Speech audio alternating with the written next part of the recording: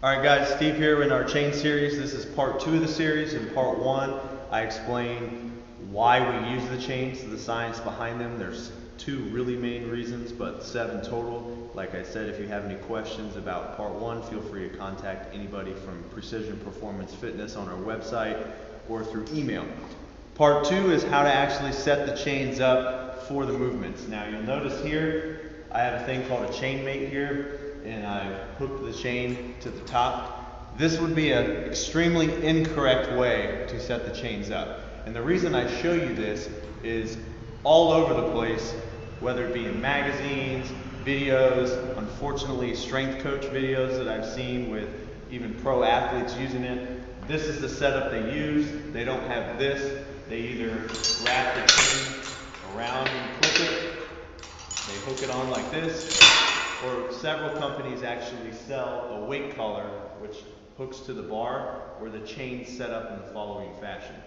This is ridiculous for the most part. It totally takes away everything you're trying to do. The main thing you're trying to do is accommodate the strength curve and make accommodating resistance throughout the movement. That's the sole purpose of the chain, and this does exactly not that. Because, first reason, most of the chain's already off the floor. So what happens is the whole point of using the chain is so that you pull chain off the floor throughout the movement. Well, in this case, all the chain's pretty much off the floor in the first place. The other thing is by having a ton of chain off the floor, you get a sway effect here. So when you try and actually do the movement, you're not going to be able to use as much weight as you normally would because you're going to be so concerned with trying to actually balance the bar because of the sway from the chain. So it also allows for no adjustability. You want to be able to, one of the most important parts when you set up chains is you want all of the chain to be on the floor in the bottom position of the movement. No matter what it is, if it's a squat, if it's a press, at bottom position, all chains should be on the floor. You should be what's called, and we call it deloading.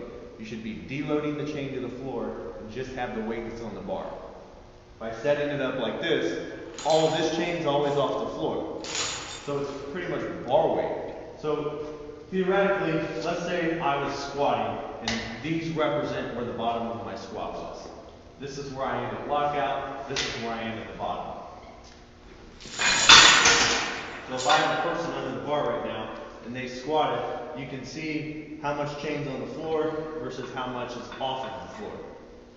Now let's say they squat, they hit lockout, you can see that there's hardly any difference at all. The actual difference is only 6 links, okay, which is roughly 6 pounds, which means 12 pounds total. So let's say you're squatting. In video 1 I used a hypothetical demonstration of 300 pounds, 500 pounds, and 700 pounds. This would only allow you to accommodate 12 pounds, okay? That is, almost any person, regardless of the movement, is going to have a difference of anywhere from 20 all the way up to 4, 5, and even 600 pounds in some competitive powerlifters. So everybody's strength curve is different. It's different for the lifter and also different for the exercise. But no matter what, only being able to accommodate 12 pounds, it's pretty ridiculous. And if we were benching or doing any type of other exercise that required a shorter range of motion than a squat, it would be even less. So we definitely don't want to set the chains up in this fashion.